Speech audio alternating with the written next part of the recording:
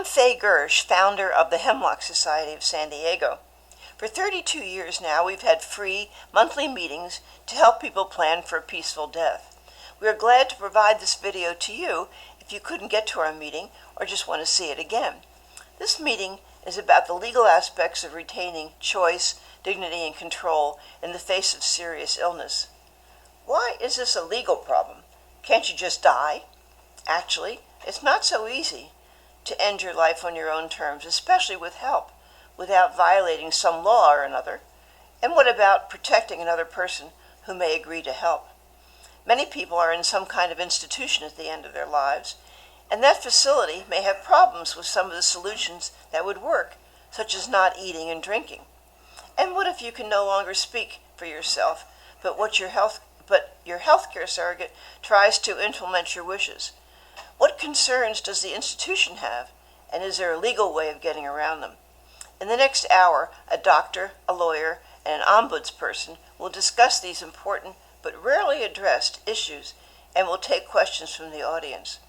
Stay tuned if you are hoping to achieve some control over the end of your life. Hemlock believes in a good life and a good death, but both take care and planning. I'm here. I want to introduce the first of our speakers. The first of our speakers today is Dr. Carl Steinberg. He's a geriatrician. He's a hospice and palliative care physician. He's medical director of Hospice by the Sea and nursing homes in Oceanside. And he's on a bunch of different boards and committees, including the National Post Board, I guess. Is that right? Pulse Paradigm, I guess. Yeah. And he tells me at the end of his bio information, he takes his dogs to work every day, and so that makes him a hero in my book. Yes. Okay. So without any further ado, I'm going to let Dr. Steinberg talk to us a little bit about some of the legal issues and in the general area of right to die concerns and end-of-life decisions. So, Dr. Steinberg. Thank you. Be here again. I think it's been maybe a couple of years since I spoke to this group. Nice to see that the group, I mean, I'm sure there's a certain attrition rate in this. So obviously you're bringing in new people. Just telling it like it is, people. Anyway, and I didn't bring my dogs with me, and I apologize for that, but I do have to say that is one of my, I mean, it's not really a joke. That really makes my job a lot more meaningful every day, the opportunity to take the dogs with me on nursing home rounds and, really kind of, I don't know, there's a special connection, I guess, between many people, even people with advanced dementia and their dogs. Excuse me, the trick here, you got to keep your mouth closed. Okay. Or move this out. Okay. Whichever one. Can you guys hear me okay in the back? A little bit. All right, I'll just try to stay right There you go. right up to the mic like Mick Jagger. All right, now we're going to have some time at the end for Q&A, so I may not be able to get through everything I wanted to get through, but maybe we should hold the questions unless somebody has something that absolutely can't wait. So I was asked to talk a little bit about sort of the legal and regulatory ramifications of dying, particularly in some of these institutional settings where I hang out, which would be like nursing homes and what we call RCFEs, which is residential care facility for the elderly. Just to let you know, elderly is now considered sort of politically incorrect. You can call somebody an elder, but you can't call them elderly. I mean, there's all kinds of new language. Did you know that dementia is no longer politically correct either? I still use it, but no, now it's major neurocognitive disorder. Rolls right off the tongue, right? Anyway, so in any event, so when I say RCFE, so I'm talking about both the big assisted living places and the small mom and pop board and care facilities. That might be like a 6-bed or something. They fall under RCFEs as well. Those are also licensed as RCFEs. 600 of them. There's 600 in the county? Yeah. Yeah, and I mean, truthfully, I'm the kind of person, I'd probably, given the choice between a big assisted living and a small mom and pop board care, I'd probably pick the latter. I mean, it's home cooked food, it's 2 caregivers for 6 residents. But that's just my, if you like a big... 80% of them are 6 beds or less. Yeah, most of them are 6 beds or less. Okay, so let's talk a little bit first about the End-of-Life Option Act. This is obviously where you request medication for, to end your life rapidly when you have 6 months or less. I'm suspecting everybody in here has at least some idea of what that is. I would just say, as a general rule, if you're in a skilled nursing facility, you're probably not going to be able to do that. Now, I'll say that with the caveat that looking at last year's statistics, supposedly there were 6 people who were listed as using the end-of-life option, ingesting the meds in a nursing home. I don't know how accurate that is. I don't know of any of these nursing homes. I don't know of any in San Diego County, and most of the nursing homes have a policy against it. And there's probably a couple reasons for that. One, there's a federal law from 1997 that unfortunately is still on the books that basically says, physician-assisted suicide, no entity that takes federal funds basically can participate in it. So a nursing home, obviously, they're reliant on Medicare and Medicaid, which is somewhat state, but Medicare is all federal. They run the risk of running afoul of the feds, which is kind of similar to the situation with cannabis, right? Cannabis is still Schedule 1. So, in nursing homes, mostly we're just like, hey, don't ask, don't tell. If the family wants to bring them in some edibles or something, I don't give a crap. But, the facility might, if they put it on the medication sheet, then they might. So anyway, I don't think you're going to find a lot of nursing homes embracing this idea. On the other hand, if you're well enough to ingest the meds, you may very well be well enough to go elsewhere and do it. So realistically, I think if there's a nursing home resident who wants to use the Act, they can have the consult while they're in the nursing home, they can have the second visit while they're in the nursing home, and then go home, go to a relative's house, go to a hotel, whatever, if they really wanted to do it. And I think if they're well enough to ingest, they're probably well enough to go out in a wheelchair van and go someplace else and do it. It may not be the prettiest thing, but that's one kind of a workaround there. Also, a great majority of the people that I've known who have elected to use the Act have been enrolled in hospice. And so even though hospice, also reliant on federal money, is not allowed to directly participate in it, they can certainly assist in, theoretically you could go to an inpatient hospice house, or, in San Diego County there are a number of hospices that have these residential 6 to 12 beds. Sharp has a couple of them. Hospice of the North Coast has one up in Carlsbad. You could go there to do the ingestion. So it's not a complete deal killer. So that's pretty much it for nursing homes. Now, if you're in an RCFE and you want to ingest, they're a lot less regulated than nursing homes. So I think there are some RCFEs that have rules against it. It's against their policies and procedures. So if you, this might be the kind of thing where the wisest thing to do would be to just not tell them, and then just do it. Right? What are they going to do? After you eat it, where are they going to... You're in violation of your contract. And I'm not, I'm not really saying that. Of course, I like breaking rules. I'm not suggesting that anyone else should break rules, but anyway, they don't really have to know about it. And like I say, most folks are already on hospice anyway, so having another doctor come in to do the visit and that sort of thing.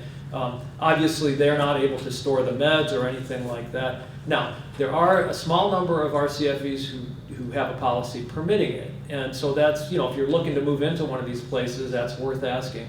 And then I was specifically asked about, some of these contracts that you could ask a facility to sign, basically saying, we will allow you to participate in this, and we will support you, and we will not try to evict you if we catch wind of the fact that you might be planning to do this. So that might be something before you move in, if the administration of the facility is willing to sign off on one of these contracts. And do you guys have those? You know what I'm talking about? Yeah, it's a rider that... A rider, yeah. So you could look to the Hemlock Society to maybe get that for you, but that would probably be worth considering. One other thing is that the medications are not as expensive. You know, secobarbital is no longer available. I guess the one place in Canada that was supplying it is no longer doing it. So it's a different cocktail now. Still tastes like shit, but I'm told. In that 30 seconds before they fall asleep. But in any event, it's actually considerably less expensive than it used to be. It's it's Valium and morphine and some cardiac meds. It's not as expensive as that secobarbital. So that's that. That's the End of Life Option Act. Now, there's also a voluntary stopping of eating and drinking, and I know, at least historically, in this crowd, I guess, people think, oh, that's so brutal, it's horrible, it's so slow, and I'm just here to tell you, I see it happen, on a frequent basis. It seems like a really peaceful way to go. It also gives you a few days to change your mind, if unlike swallowing that sludge. But it really, by all accounts, I rarely see people who appear significantly uncomfortable from that. Now, it does take, it's going to take an average of 7 to 10 days or something like that of complete cessation. And so you're going to have a dry mouth, which, you can deal with that stuff. There's meds, right? There's all kinds of meds to help you sleep through the first few days. So I do encourage people that are considering doing that to see if they can get enrolled in hospice. Now VSED is something that is pretty much universally considered ethical, and there's no laws against it. Basically, if you decide you want to do that, you're allowed to do it. Now, if somebody is profoundly depressed and is doing it sort of as a way to commit suicide, that there might be some kind of intervention or that sort of thing. You could get 5150 or something, but in my experience, that's a rarity. Yeah, they're gonna. Well, but really, if you're trying to die and then somebody comes and takes you to the ER and they put an IV in you, you don't want that. So yeah. The other thing is, on the death certificate, with End of Life Option Act, it automatically says natural causes. It's not considered a suicide. With VSED, most of the time we sign that out as, the cause of death is inanition due to natural causes, or we sign it out as, hypovolemia due to reduced oral intake, cardiovascular collapse due to hypovolemia, meaning basically dehydration. So anyhow, that I think it's best if hospice is involved. That way everybody's on the same page. And I can recount an experience I had in a very nice skilled nursing facility up in North County some years ago, where a person who was totally with it, with colon cancer, decided she wanted to voluntarily stop eating and drinking. And the nursing staff would go in there and literally be like, would you like a nice glass of ice cold lemonade? It's so good, and the poor woman, so, she was thirsty, she had some lemonade, and, what should have taken 10 days took like 45 days, and she had skin breakdown, and nursing homes in particular, I think, might kind of sabotage that, and again, they are highly regulated, and so, they are afraid they're going to get a deficiency from the state agency if they're not offering food and fluids and that sort of thing. So that's pretty much VSED. I would say the last thing I want to talk about, and I think Bill's also going to mention a little bit, is what we call SED by AD. We love our acronyms. And I got a lot more if you want to hear. But this is called, this is Stopping Eating and Drinking by Advance Directive. Okay, so you have a proxy, and you've probably heard, dementia directives, and there's been some, I think End of Life Washington State has some stuff on it, and there's been some work, some publications in the medical literature and so on. But this is where I say, if I get to a certain point in my dementia, I don't want to be fed. And there's different variants of this, right? So this isn't, obviously, no tube feeding, that's simple, because if you don't have a feeding tube, you can't be tube fed. But let's say somebody who's got advanced dementia, but you get your pureed goo, whatever it is, your pureed zucchini, and like a baby, oh, choo-choo train going in the tunnel, and,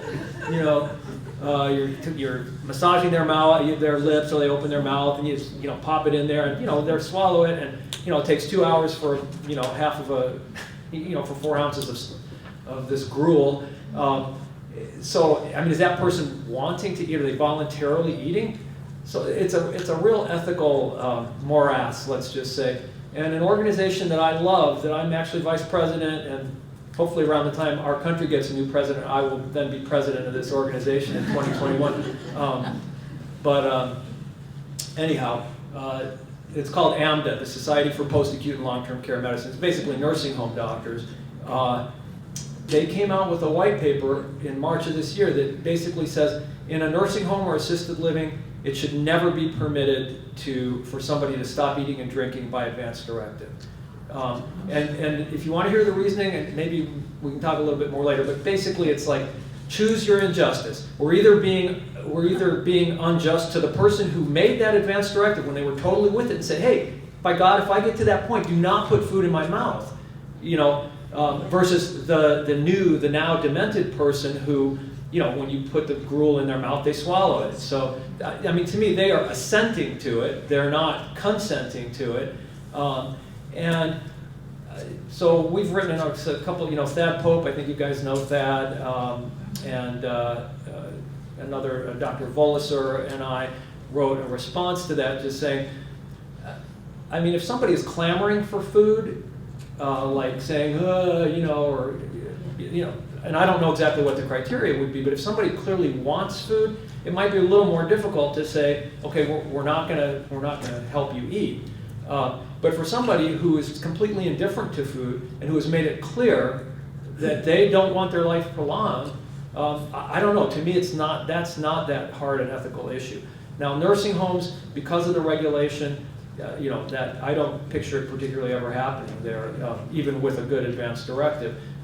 But I think in an assisted living setting, that's the kind of thing that probably could happen.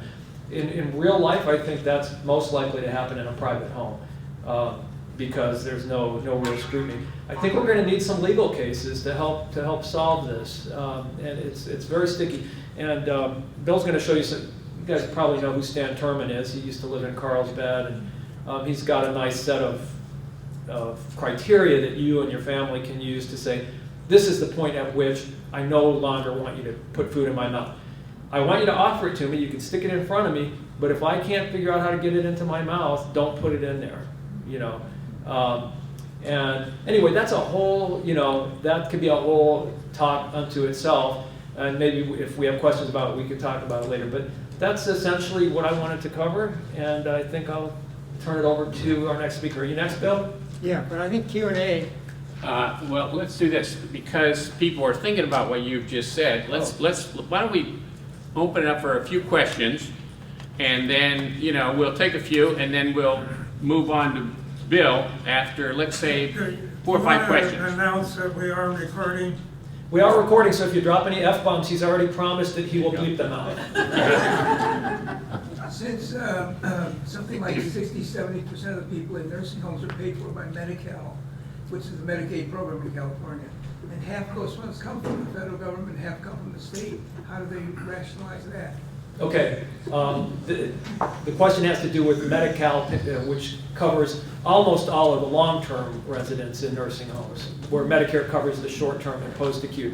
I mean, the facility is still reliant on federal funds to operate. In fact, they make a lot more money. A nursing home on a post-acute patient who's right out of the hospital getting skilled care, they're making $600–700 a day. On a Medi-Cal patient, they're getting $220 or something. So, whatever that's worth. Yes, ma'am. I'm curious why Canada discontinued the second level. Why they have continued it? Discontinued. Oh, I think it has to do with the manufacturer. I think they just stopped making it. I don't know if they got some kind of criticism for price gouging, like that guy, like that Shkreli that jacked all the prices up. Because I mean, it costs $5 to make it. You guys remember when you could get Seconal? I mean, you guys are old enough to remember. Remember Red Devils? Remember Tuinals? Yellow Jackets, the Debutante. Yeah, it was like 50 cents for a pill. I mean, that was, the black market. You could get a whole bottle of them for $5, Anyway, yes. If you can hang on until we get a microphone to you, everybody will be able to hear your question better. Hold it real close to your mouth. What is the difference between an advance directive and in your trust where you do that health power of attorney or something? Okay, that's a great question. So an advanced healthcare directive can be any of a number of documents, right? One of them is a durable power of attorney for healthcare. And I'm sure I don't even need to ask. I bet everybody in here has one of those.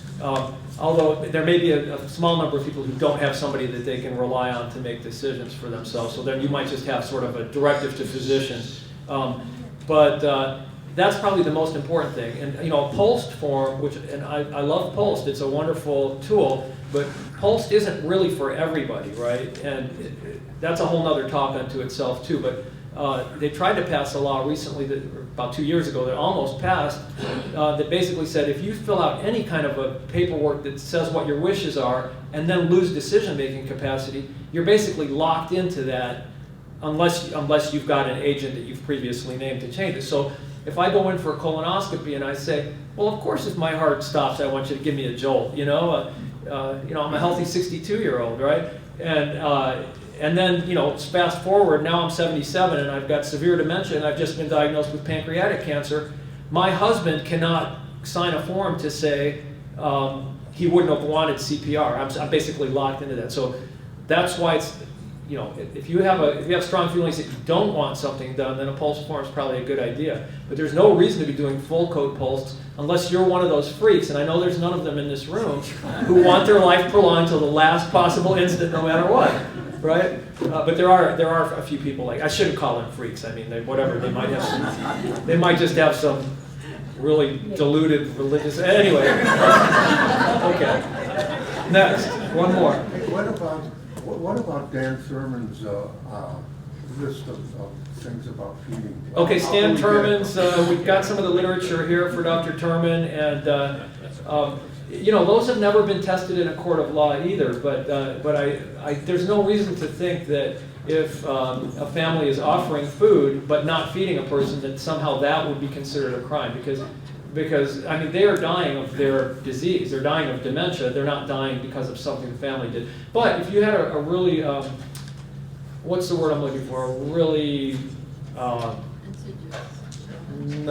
anyway, if you had a DA who was really, drank the Kool-Aid, let's say, and they might say, well, that's elder abuse, because you were supposed to feed and water your elder with major cognitive disorder, major neurocognitive disorder, but you didn't. So the thing is, most of those cases will never come to,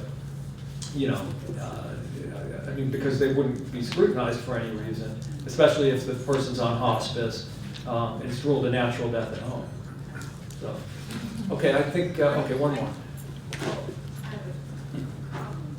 Mike? Hey, Back here. I wrote you about a case in Holland, I think, where the patient did not want to continue her life, but she was demented. And so her family tried to discontinue food and hydration. She said, no, I want to live. And they just did discontinue food and hydration. She died, and it was a court case. Do you remember this? Yes. About it, yeah. And then, of course, the courts in Holland, blessed be they, said, guilty but no sentence, because we're going to develop judicial guidelines around this kind of situation, which probably happens a lot.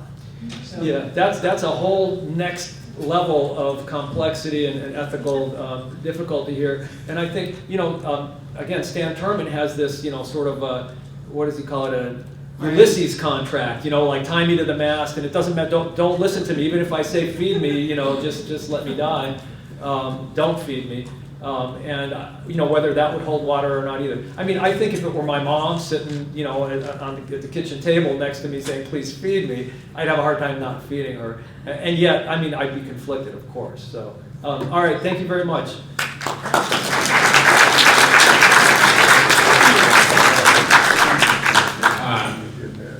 we know you have a lot of questions, and we can't answer them all in every segment, but at the end of the program, those who really want to answer those questions and didn't get them answered, obviously can stay around, and we can maybe address those questions at the end.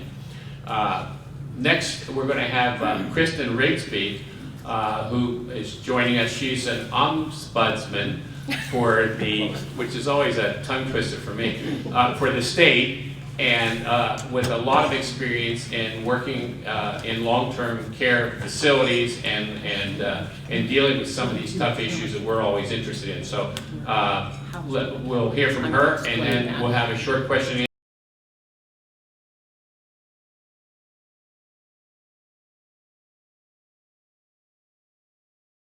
remember, you got to put this close. Can everybody hear me okay? Yeah, that's good. Okay. Just a little bit about me. I have worked in skilled nursing facilities over 20 years. So I know the inner workings and kind of the mindset of long-term care facilities. I've also managed 2 memory care units in the assisted living, as well as had my administrator's license. So I know that arena as well. And prior to coming to the county, I worked for an elder law attorney. So all of that's given me a really good idea of some of the basic issues that happen. I've been with the Long-Term Care Ombudsman Program for 5 years. Most of the time I have been working as the education coordinator, the trainer for our volunteers that go through a 36-hour training as part of their state certification. A little bit about our program. Our program is a federally mandated program that is administered by each state individually. So no matter where you go in the United States, no matter what type of facility, whether it's a skilled nursing facility, a large assisted living, or a small boarding care, there is an ombudsman that covers that building. Our program here in San Diego is housed within the county. We're one of actually only 3 programs that are actually housed within the county entity.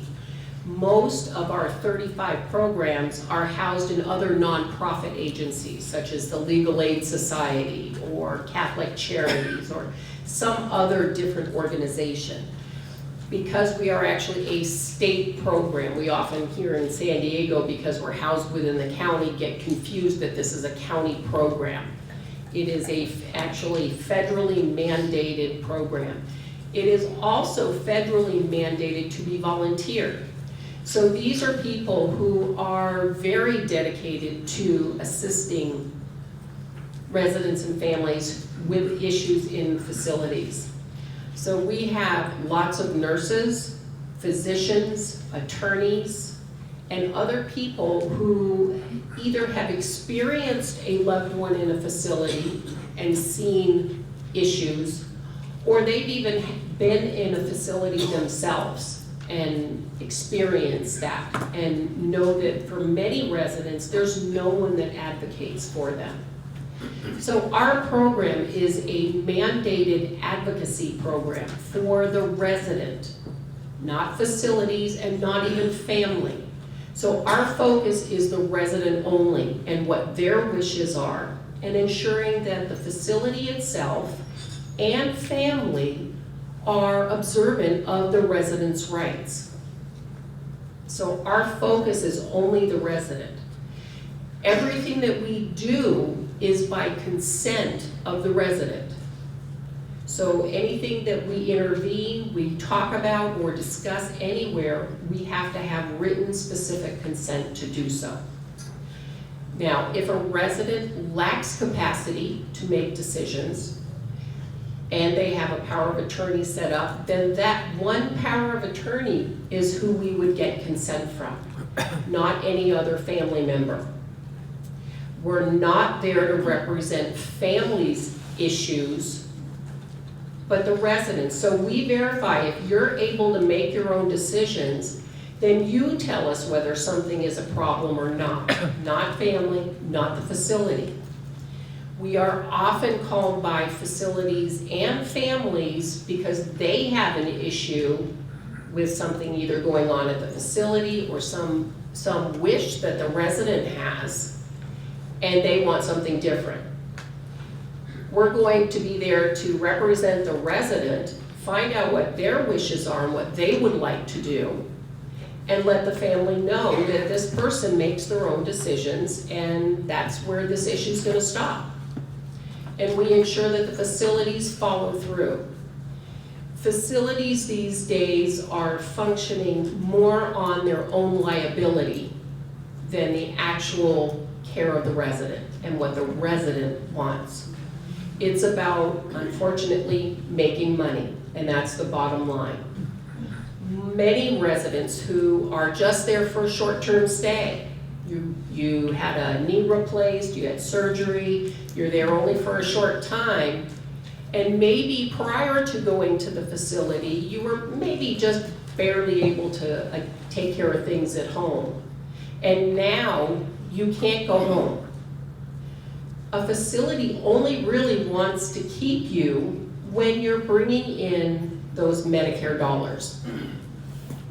If you become what's considered a custodial resident, meaning that you're there primarily on Medi-Cal, they don't want to keep you. So they're going to try to discharge you somewhere else. And honestly, most facilities don't care where you go. We have facilities that will try to discharge people to homeless shelters, to hotels, to boarding cares that they can't afford. They just want you gone from the facility. That's why it's extremely important that when you enter a facility, or anybody does, you contact the Ombudsman's office, because we are the only agency that is advocating for you and you alone. We're not thinking of any other issues. Now, does everything that a resident wants in a facility seem logical? No.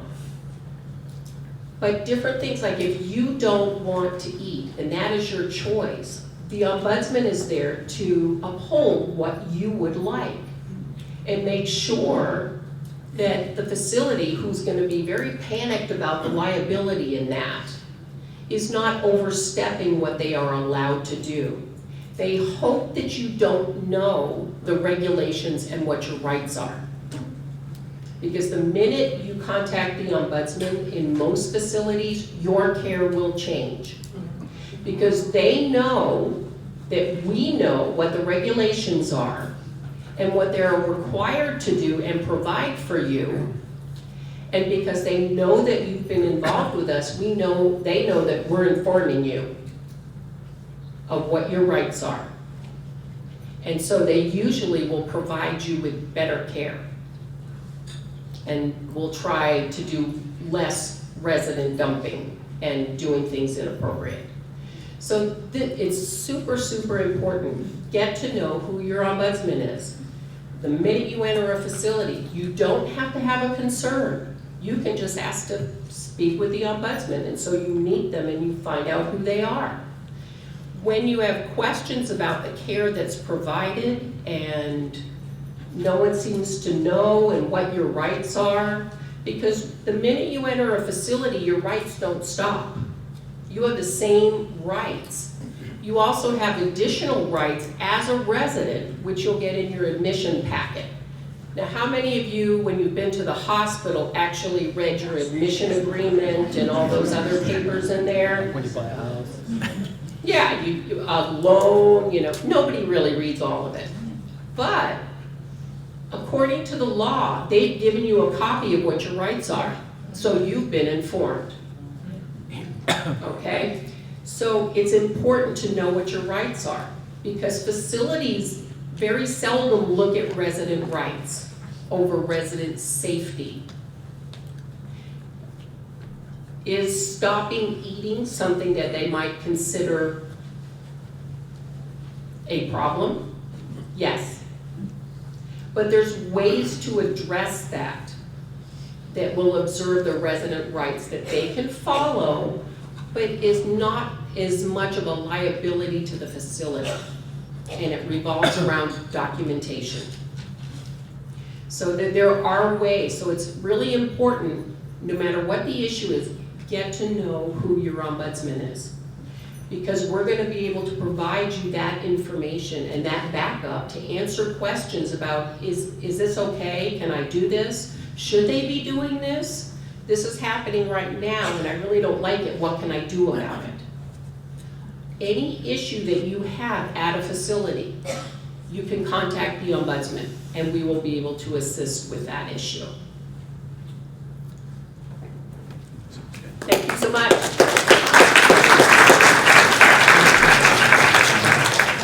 There are some questions.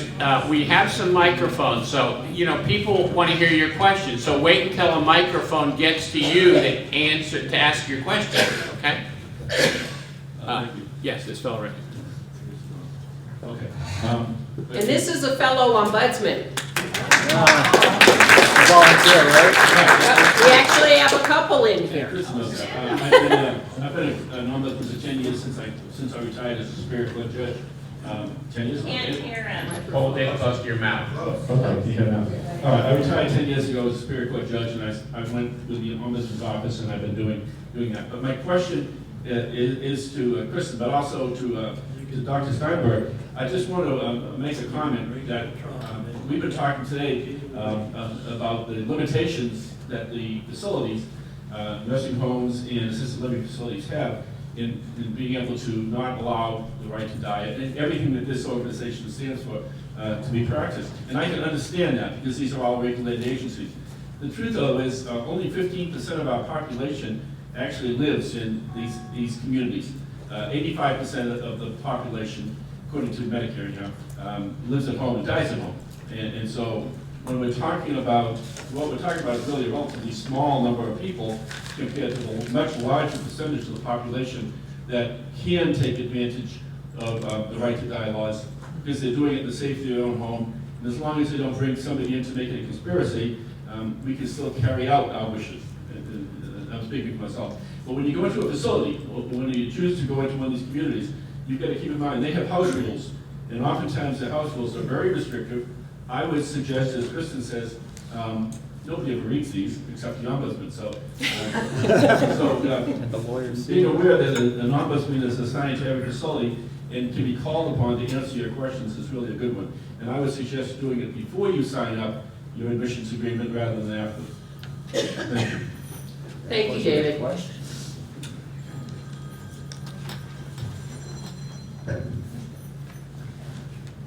Hi, can you tell us how we find you, /ombudsman? Yeah. That's it. I have on the back table there some brochures for our program. If you even just Google San Diego County Ombudsman, we're gonna come up. And it's posted in the building. Yeah. In long-term care facilities, they have 4 of our posters in the building itself that is mandated. They're really boring posters. They look like the wall. They're not very noticeable, unfortunately. I've actually complained to the state ombudsman, we need these to stand out like the post and be bright pink, so people see them. But in assisted livings, they're only required to have 1 poster there. And all the posters have to be out in visible view. So it is always there. And everything that we do is anonymous. So you can call up and not say who you are and say, hey, I have these questions. Can you answer them for me? Or who can I get an answer from? No matter what, we disclose nothing without consent. Even if it's just something that somebody's calling in to get a question answered. One final question, and then we'll hear from our last panelist. What's the difference between an ombudsman and an advocate and a case manager? Okay, an advocate is often what's considered an ombudsman. There are lots of different advocates. You can have a paid advocate, you can have a lot of things like that. The difference here is we are, one, free. You pay nothing for us. But we're there to represent you only. and not be influenced by the facilities or families or anyone else about making sure that what you want is actually observed. A case manager is somebody paid by the facility. So you can understand where their motivation's coming from. Yeah. It's coming from whatever the agenda of the facility is. Or the insurance company or the Or hospital. the insurance company or wherever they're located. They're looking, if they're told you need to be out, that's their job. And they're gonna do it because guess what? If they don't do it and they have enough residents that they don't place someplace else, they lose their job. I was let go from a facility that I worked at for 9 years as a case manager because I would not discharge long-term care residents on Medi-Cal to other facilities. They have the right to stay in the facility. Thank you. So, yes, I lost my job because of that.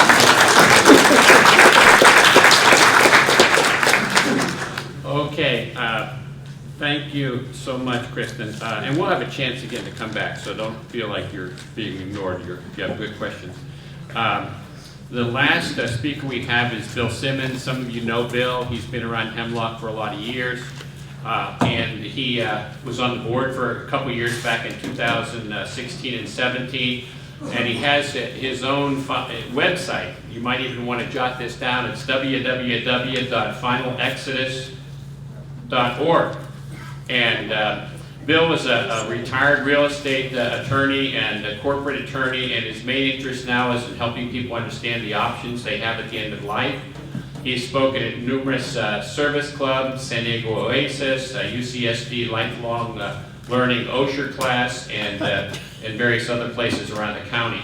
And so he's going to talk to us about the legal constraints and opportunities, if you will, that a health advocate has. Bill, without any further introduction, I'm going to let you go from here.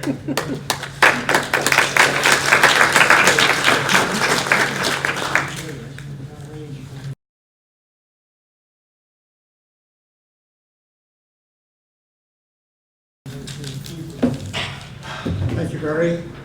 Want to make sure everybody can hear me? Hear me all right? Maybe I'll go up a little higher. Okay, I'm hitting my nose. My approach will be a little different than the other two. I'm going to give you some hypotheticals to kind of frame the issue of the responsibilities of an advanced care appointee, an agent, a surrogate. They have those names, it's the same person. Okay, what are your risks? But first, let me ask this riddle, and please don't answer because I want everybody to answer at the same time, so nobody get too quick. Here's the question. What can I do myself? But if others help me to do it, they commit a crime. Be quiet. All right, everybody, the answer. Suicide. It's legal for me to commit suicide. But if you help me, it is not. And you need to keep that in mind as I talk through these scenarios. Years ago, it was a crime. So if you failed to commit suicide, you could go to jail. Fortunately, that got thrown out. On your ventilator. You better do it right.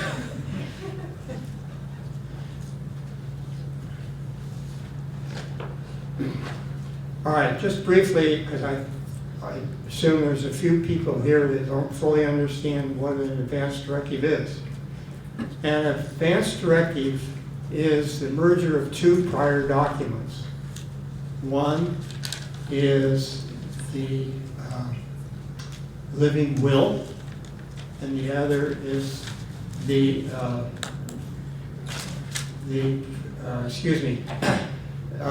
the attorney for health care. Those used to be two documents. In some states, they still are, but in California and most states, those two documents are combined into what's called an advance directive. Now, you can't have an advance directive in California without the power for attorney for health care, the durable power of attorney for health care.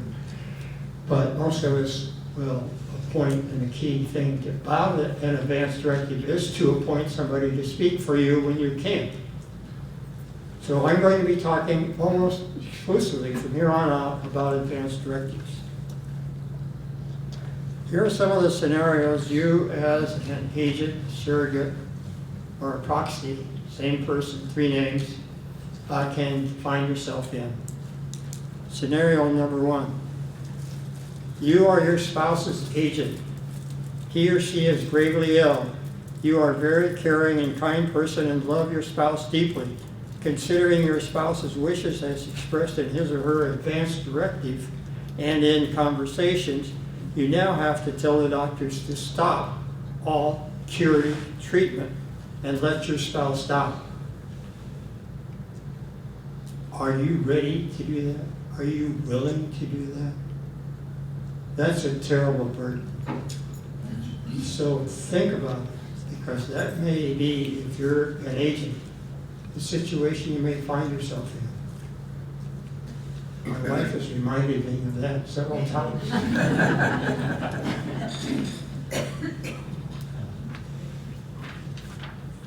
Scenario number 2. You agree to be the agent for your golfing buddy, your best friend. He has children from a prior marriage. Suddenly your friend becomes gravely ill and in a coma with no hope of recovery. Under the advance directive, your friend in such circumstance wants all life-sustaining care withdrawn, or not have none of it, or have it withdrawn.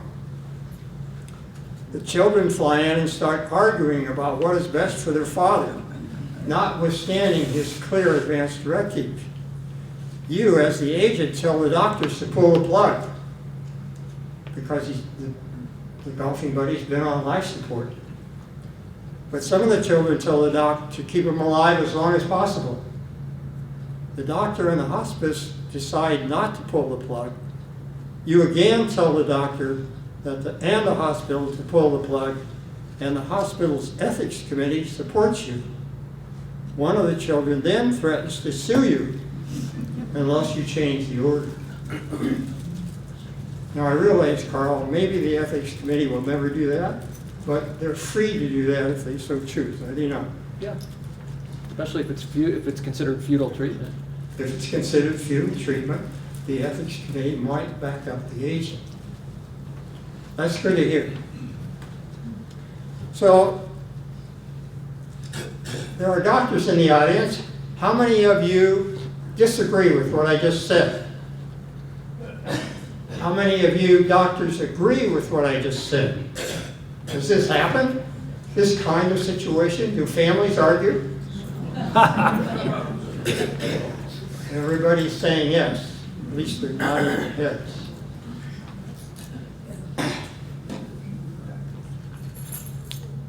Folks, I give you these quite possible scenarios to get you to stop and think about agreeing to be an agent. There can be, and often is, grave responsibility placed on you. I'm not saying don't be one. I am saying be aware of how difficult the responsibilities might become. Scenario number 3. Ellen Purdy is married to Joe, who suffered extreme and unremitting pain. She failed to kill herself with automobile exhaust, but she recovered. Now she suffers worse pain, and with Alan's grudging consent, took her life by ingesting sleeping pills and putting a plastic bag over her head. Pretty much as Derek Humphreys describes in his famous book, Final Exit, which is on sale. This is not hypothetical. These are the facts in a Union Tribune article of August 26, 2012. The article doesn't say whether Joe had an advance directive or not, or whether Alan was her agent. Frankly, to me, it doesn't matter, as you shall see. The article does make it clear that Alan didn't help her, i.e., did not assist, did not commit a crime. She crushed and mixed the sleeping pills herself and put the plastic bag on herself. Yet, Alan, got arrested. This is from the newspaper article.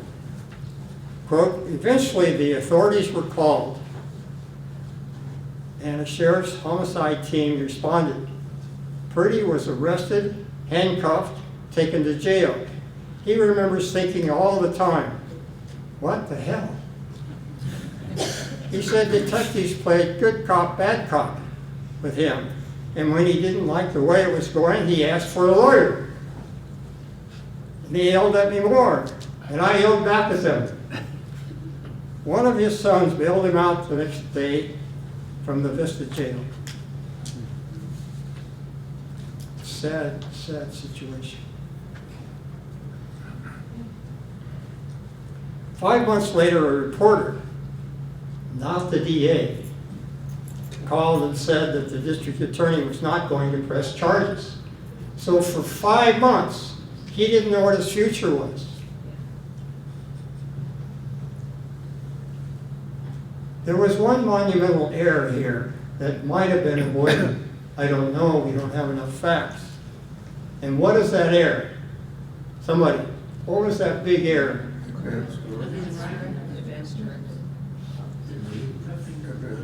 He called the authorities. Somebody called the authorities. So if you're thinking of taking your life in your own hands because of extreme pain or whatever your reasons are, think hard about how to set it up so that the authorities don't have to be called. This gets to the issue of who signs the death certificate. If you can get a doctor to sign the death certificate, the authorities don't have to be called. Am I right? Well, they usually, if somebody dies at home and they're not on hospice, it becomes a coroner's case. But you know, if they send somebody out and there's a bag over somebody's head, obviously. So I'm not. But right, if a doctor, like if one of my patients dies at home and I get a call saying, "Will you sign the death certificate?" You know, she just woke up. Yeah, I mean, she just went to bed and didn't wake up. It's a miracle. And if someone has an insurance policy that would pay out, having suicide on the death certificate would void Yes. that. Insurance policies are an issue, although most insurance policies, the suicide exception to paying the not the premium, but the benefit, terminates after 3 years or so. So that's sometimes an issue and sometimes not an issue. I'm sure you'll have questions about this set of facts I just gave you, and we'll save those for the Q&A after. Now for the biggie, scenario number 4. Dementia patient that had executed a dementia advance directive. Now, an advance directive for dementia is one that says if I get dementia and I lose my capacity, or even before I lose my capacity, this is what I want done for my care and my exit. So it's a special document. And incidentally, there are some drafts floating around the internet. Dr. Tamita, that most of you know, has handed it out at various meetings around town, one from Washington, one from New York. But there is a more recent one that I like much better than those, and it's on the back table. You can pick it up when you leave. It's written by Dr. Tamita and this gentleman here in the black shirt. Thank you very much. And it's a work in progress. I'm to tell you that because it could change. But take a look at it because I think it's a very excellent advanced directive for dementia. Here's the facts. And remember, suicide is not a crime, but assisting suicide is. Long before her dementia was discovered, Pam executed an advanced directive to which she attached an advanced directive for dementia. In it, she made it very clear that if she got dementia and lived past the point at which she lost capacity, she wanted to live until she didn't recognize her family. At that point, she directed her agent, her husband Alex, to move her home if she was in a care facility and commence withholding food and fluid. That is the SED that we've talked about already. She talked to their two children and to be sure they understood and would not interfere. And hopefully the children would support her mother when the time came, if that time, difficult time ever came. Note, the advanced directive says VSED is to be started and carried out by the agent after the principal's mental capacity is lost. Every few years, Pam affirmed her advanced directive in writing. Also, she gave a letter to her doctor in which she repeated her wishes. A few months before she was diagnosed with dementia, Alex, on his cell phone, did a video of her in which she repeated her wishes. He saved it should it be needed later. Okay, now I'm going to give some variations on that set of facts. Variation 1. Pam did get dementia, and before she became incapacitated, commenced VSED on her own. And after a few days, Alex and her children continued withholding food and fluid. Is there a problem for Alex, the agent, or for the children? Somebody said yes. I'm not going to ask you why, but clearly some don't see this as clearly as the lawyers do, surprisingly. The lawyers think, those that have looked at it, think this is not a problem. There is no case on the books where the patient has started the SED and the agent and the family continue to the end.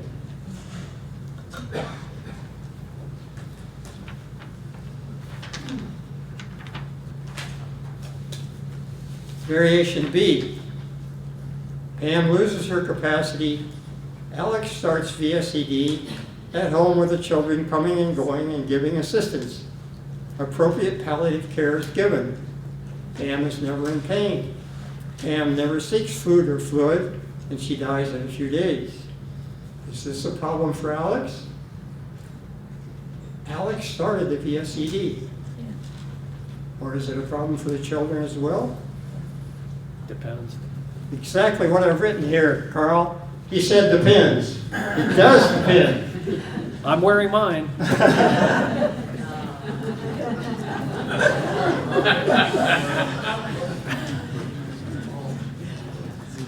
In the opinion of some legal experts, there should be no problem, as Alex and the children are on sound legal ground because Pam's wishes were so well documented. These experts' view is contained in Dr. Stanley Terman's monumental book, The Best Way to Say Goodbye. This is the first big book written on VSED. It's over 500 pages. I have read it. There are other books over 500 pages I haven't read yet, but this one I have read.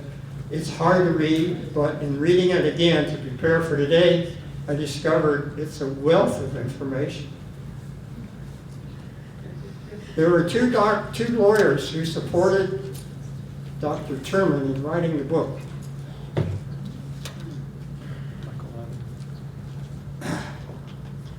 These two authorities have been in this room.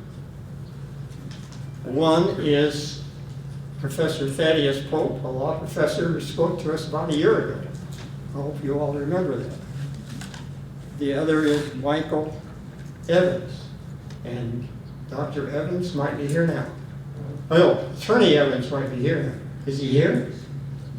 not here. He has been here though. But he has been here. Several people have told me that. And I haven't met him. It's hard for me to believe that I've missed him.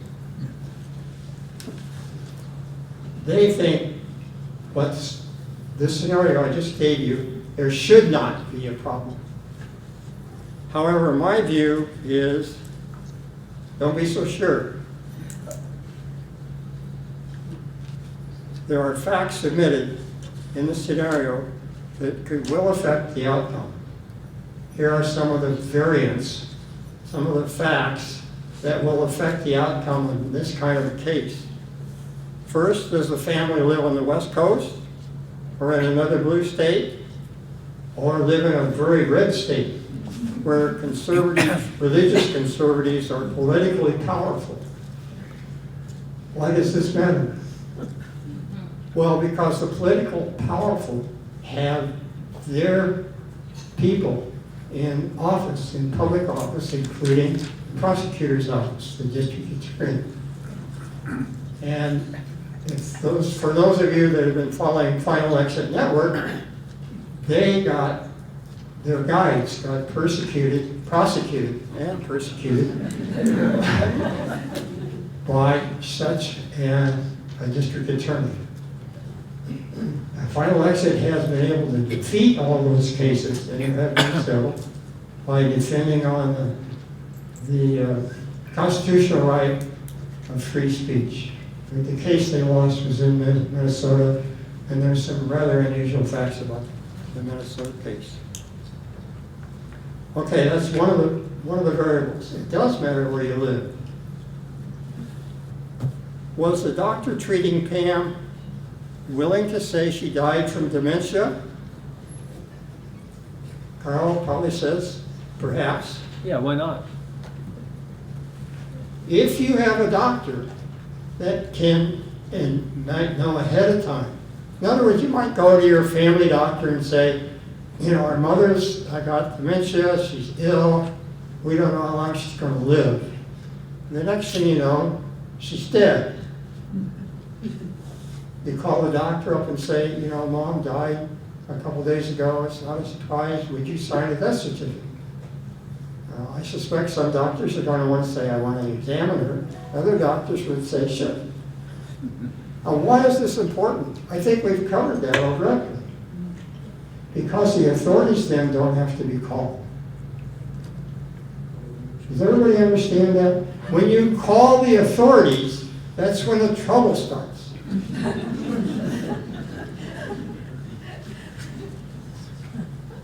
So think ahead about how to avoid calling the authorities. Try to get your loved one. I'll answer your question later.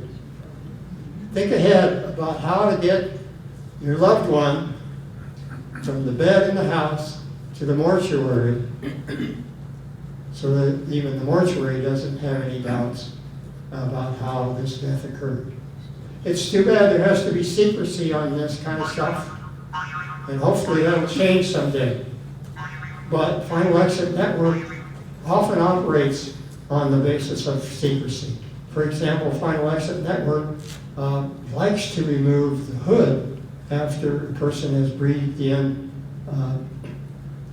inert gas, and then somebody in the family accidentally discovers the dead parent or whomever. That's kind of routine in Final Exit. It doesn't necessarily have to be that way. Third factor, does some noisy neighbor get wind of what is going on and call the authorities? That can happen. Fourth, assume Pam, after the SCD started, indicated she wanted to be fed. One has a right to change your mind about a directive, right? You can change your directive anytime you want to, as long as you've got your facilities. But Pam doesn't have her facilities. So what about that case? She now indicates she wants to be fed. Are you going to feed her? Are you, the agent, going to feed her or not feed her and follow her directive?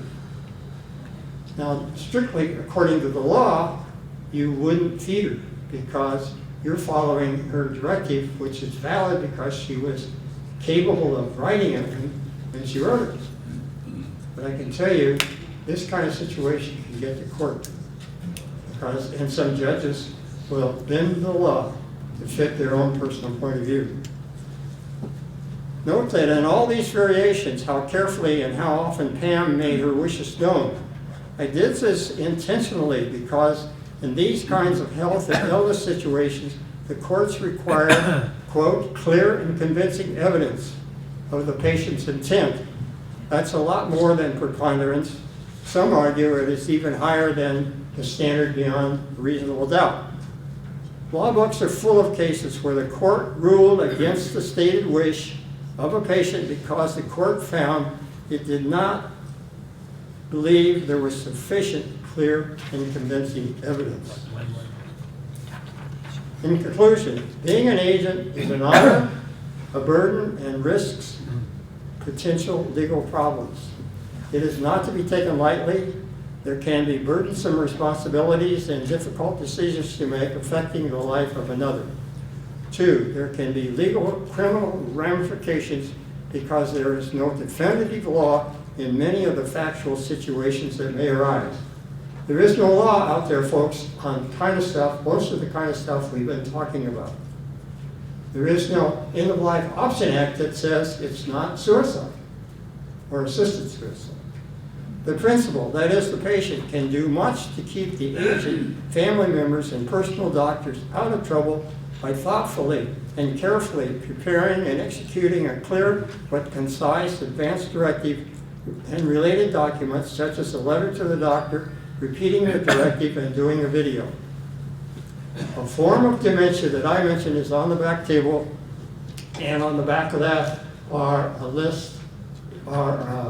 is a list of various references you might find useful. I can answer questions. We'll all answer questions on all 3 subjects we've discussed. Yeah, I think that's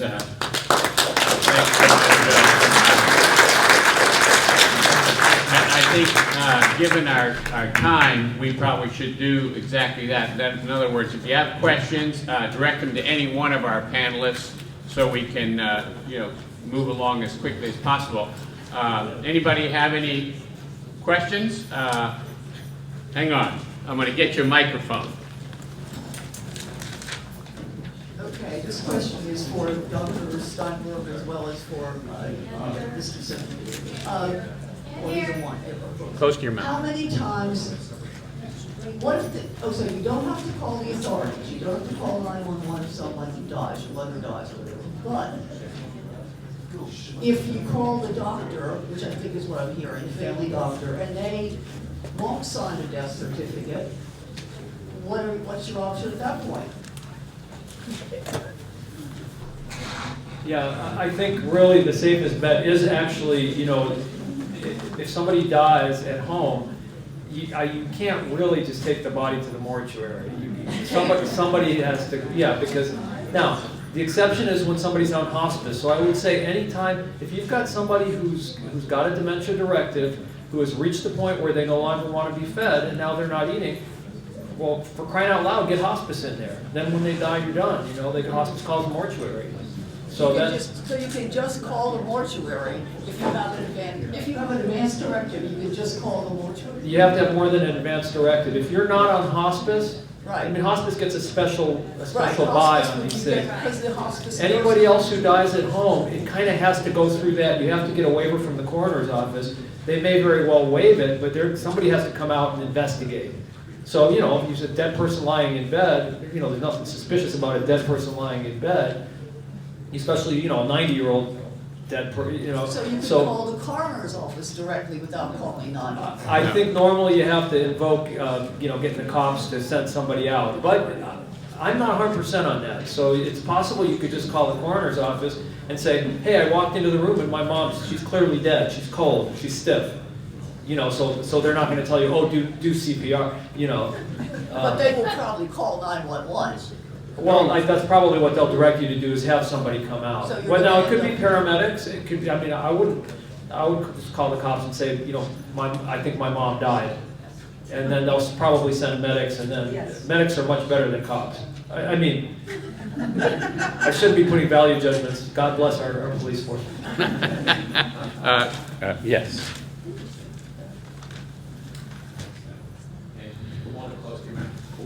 This question is for Kristen, and you've talked about case managers, but there are independent case managers that I could hire. You were talking about case managers working for these organizations, for the nursing home, etc.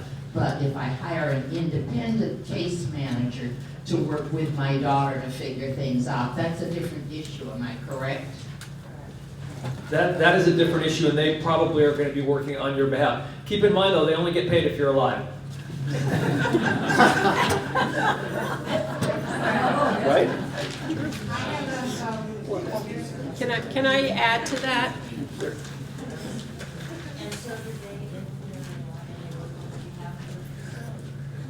So even if you have a paid case manager, you need to make sure that if you have very specific wishes, that they're in agreement and okay with it. Because if they're not, they will stop being your case manager right then.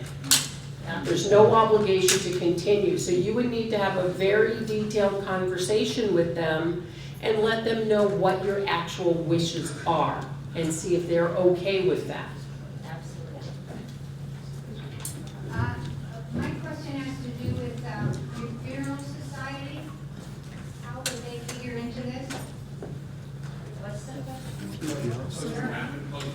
Okay, yeah. If you belong to a funeral society, how will they figure into this? I mean, I think that's all done kind of after the fact. So you're talking about like a cremation service that's prepaid or something along those lines? Yeah, and basically, if you're in the hospital, they will come and take care of everything. They will see that the body gets removed and all that sort of thing. It'll be the same. If you die at home and you're on hospice or whatever, I mean, if you're not on hospice, you're probably going to be lugged down to the coroner's office and at least have an external exam done. If you die at home on hospice, then they'll just call your cremation service and they'll come pick you up, just like the mortuary would. Okay, so if your idea is the very last minute you can get involved with hospice. Well, I wouldn't say the last minute, but if it's, I mean, you know, if you stop eating, the day you stop eating or a day or two after that, it's probably good to get hospice in there and say, my mom's not eating.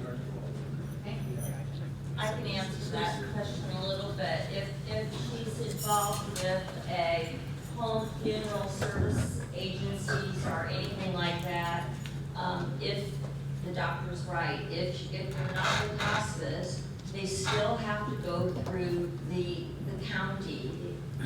So if you're with hospice and you want home funeral or green burial or whatever, but you're with hospice, you can then do all of those agencies, it's still all the same.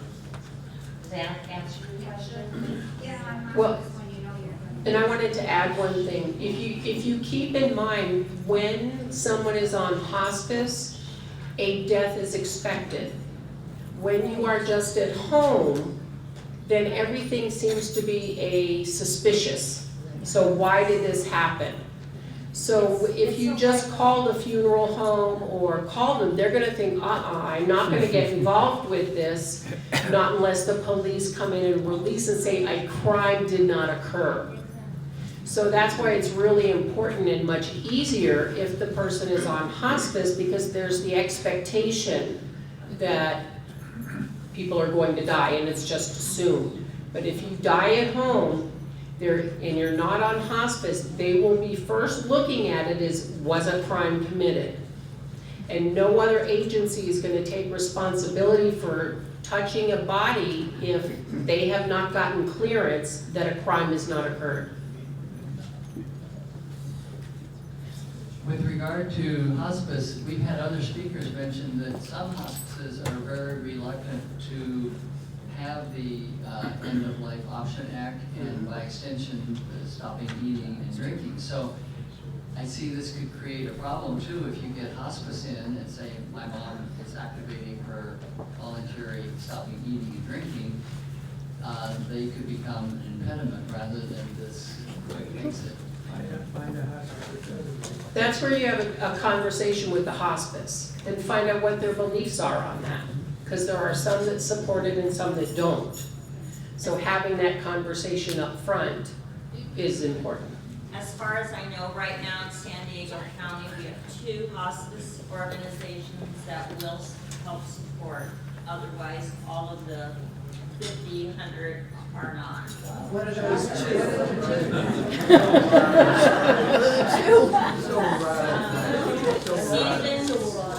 Seasons does, and, Seasons Hospice. Hospice by the Sea will work with somebody. Silverado also. And Silverado. So, but I mean, you gotta just ask beforehand. You know, and it's gonna depend on the specific scenario, but I think I don't think you're gonna find a hospice that if mom is saying, feed me, and you're not feeding her, that's, you know, I don't think anyone's gonna go along with that. But if they're not able to feed themselves, that may be a different. I just wanna mention, you guys are having an event on November 2nd. There's an event also at the convention center on November 2nd called A Beautiful Dying Expo. It's going to have a lot of interesting, you know, you mentioned the green funerals and all, and that's, you know, to coincide with Dia de los Muertos. So if anybody has time to come by later, and also Stephen Jenkinson's going to be there in the evening.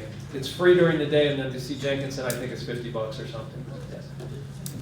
I have one more question for. It seems to me, I can't see what's Yeah, no, go ahead, you've got a question, and then, Okay, sorry. It seems to me that making a video is a very good idea. It's clearly saying what you want, because if those stepkids or children came in and you showed the video of their mother, fathers saying what they wanted, that would be much better than a piece of paper. Absolutely.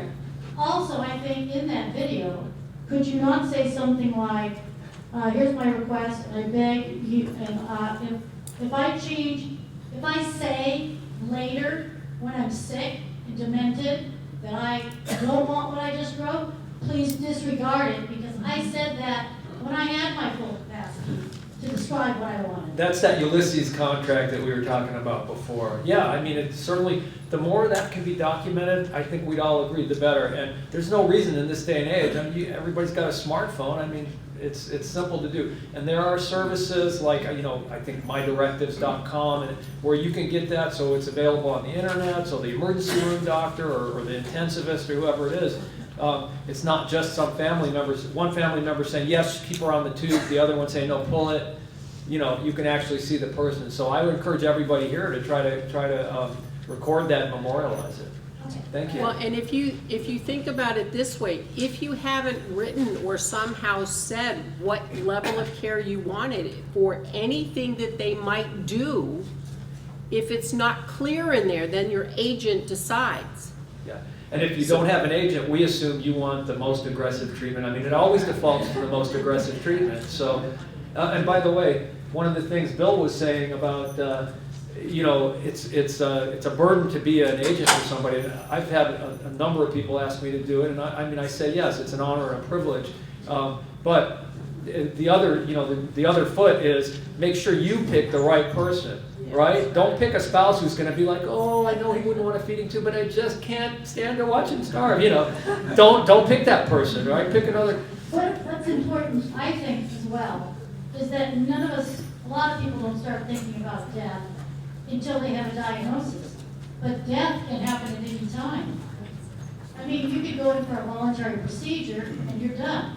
So Right. a lot of people wait too long.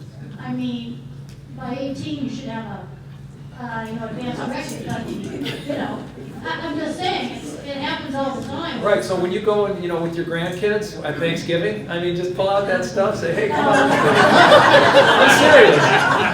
Let's gather around, children. Yes, those stories. I think, Hunt, did you have a comment? Expo at the convention center. What's that? November 2nd at San Diego Union Tributes Aging Expo at the convention. That's right. There's a successful aging expo, and right upstairs on the mezzanine level is the beautiful dying expo. Hope to see you there. Yeah. Okay. Anybody else have one final question? Because we've got a little bit more time. How about 3 final questions? How about that? Let's stick around. One. I can't. I think this is fairly short, but I want to know how a fiduciary for agent, how that would work in. If you have a fiduciary rather than, family or attorney or whatever. Bill, I think that's a legal question. Well, it is a legal question, and it depends upon what powers have been given to the fiduciary. If the fiduciary has been made the agent in the advance directive, then everything we've said today applies. If there is no such power given to the fiduciary, then it's like the fiduciary isn't there. Okay, so what power does the fiduciary have? You need to look at that issue. What I would say is if somebody has given financial power of attorney to somebody and there's nobody else around, I think it's reasonable for the medical team to assume that person would also, if there's nobody else to speak for that person would probably get it by default. But it's much better to name somebody. Okay. We got two more, and Faye deserves one of those for sure. Kristen, question. I live in a retirement community. There was a mentally competent, terminally ill man who had inner gas tank in his apartment, planning to kill himself, and the retirement community confiscated it. Is that legal, or do you get recourse to you?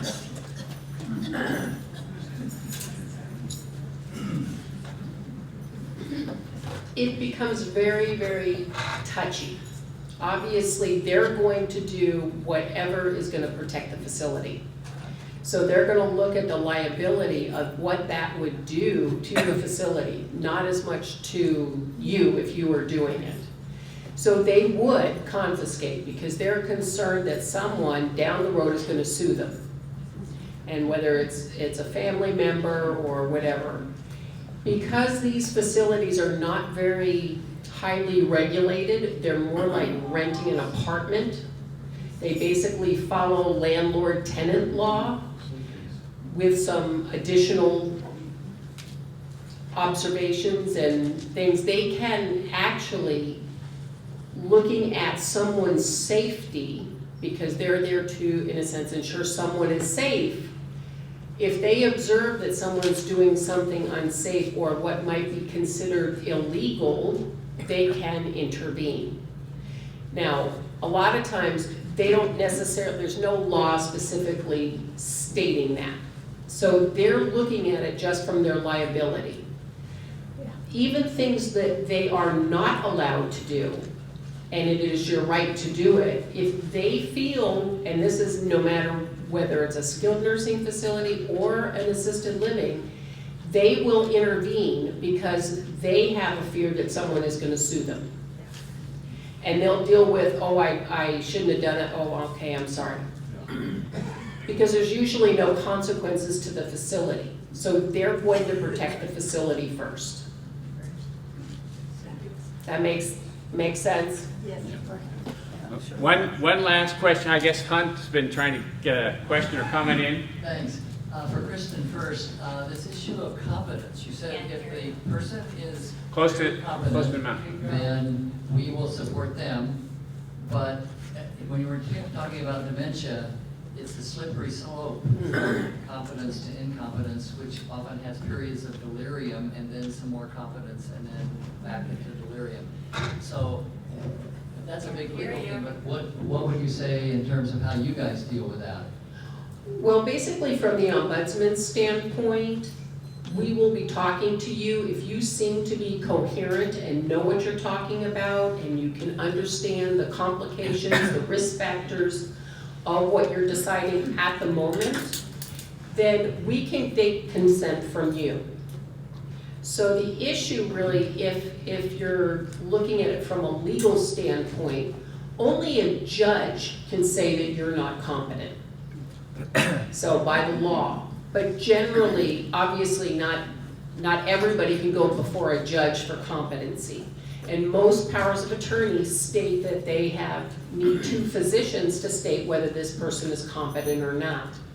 So basically, those physicians, you have to have a written statement saying from this physician that they deem this person not competent to make their medical decisions.